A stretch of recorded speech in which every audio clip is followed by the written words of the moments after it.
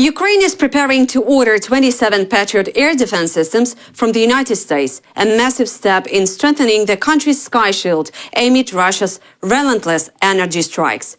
President Volodymyr Zelenskyy revealed the plan in an interview with The Guardian. In recent weeks, Moscow has intensified its attacks on Ukraine's power grid, causing rolling blackouts nationwide. That's our reality. In Kyiv, like everywhere else, there are power cuts, Zelenskyy said, adding that Putin's terrorist strikes are targeting civilians by leaving millions without electricity and water. Ukraine is now racing to boost its air defenses against nightly swarms of Russian drones. Zelenskyy said Kyiv is working closely with international partners to secure new systems from the US, while urging European allies to temporarily hand over their existing Patriot batteries. Earlier this month, Germany delivered 2 Patriot systems to Ukraine, a sign Zelenskyy hopes that Europe is ready to act faster.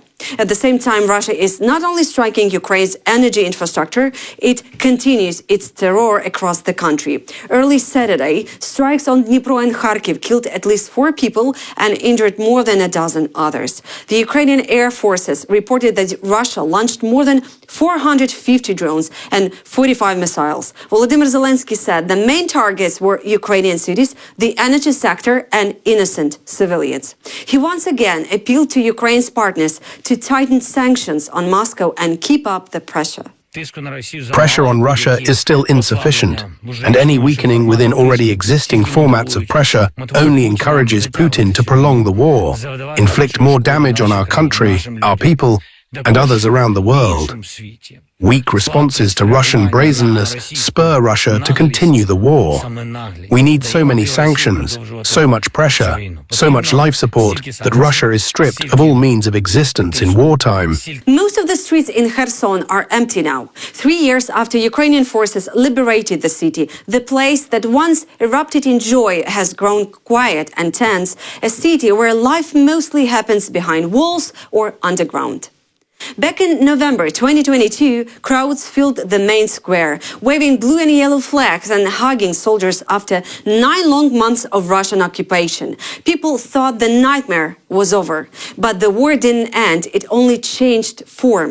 Now Russian troops fire from across the Dnipro River almost every day, and drones hover constantly over broken windows and empty courtyards. Now Russian troops fire from across the Dnipro River almost every day, and drones hover constantly over broken windows and empty courtyards. Still, those who stayed say that even this, the fear, the shelling, the sleepless night, is better than living under occupation.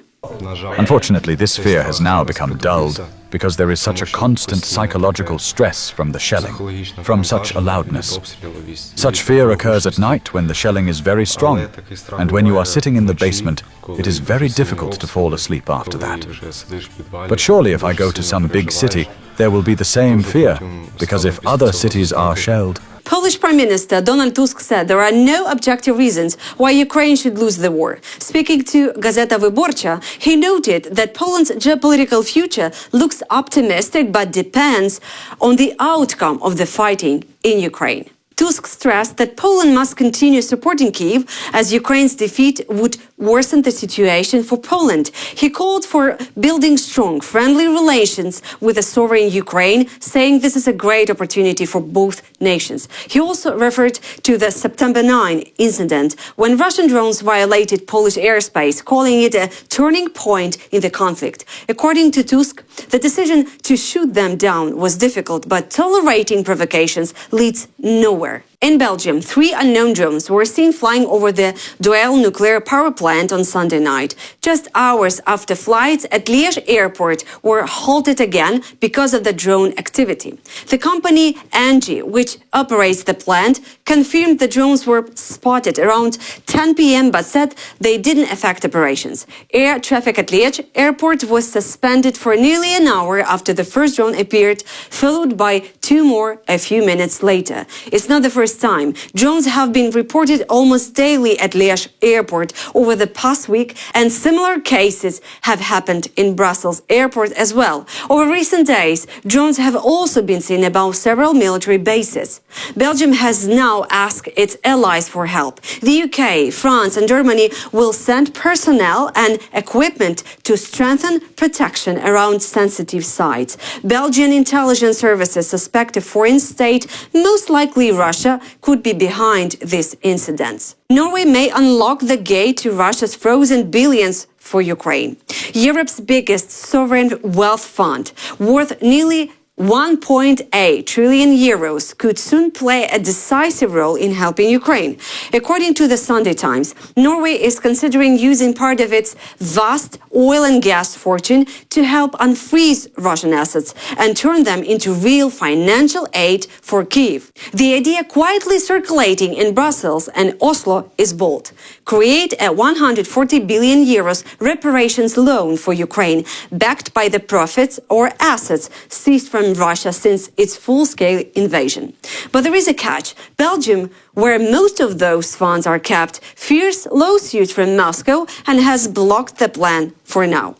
That's where Norway could come in. Also is studying whether to provide a 100 billion euros guarantee from its sovereign fund, a move that could unlock the entire mechanism and help Kyiv get the money it desperately needs. If approved, analysts say it would be a historic breakthrough, the first real step toward using Russia's wealth to rebuild what Russia destroyed.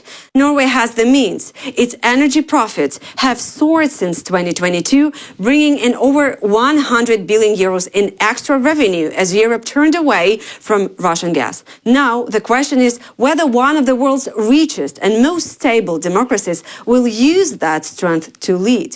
For Ukraine, such a decision would mean more than money. It would signal that justice is finally moving from words to action.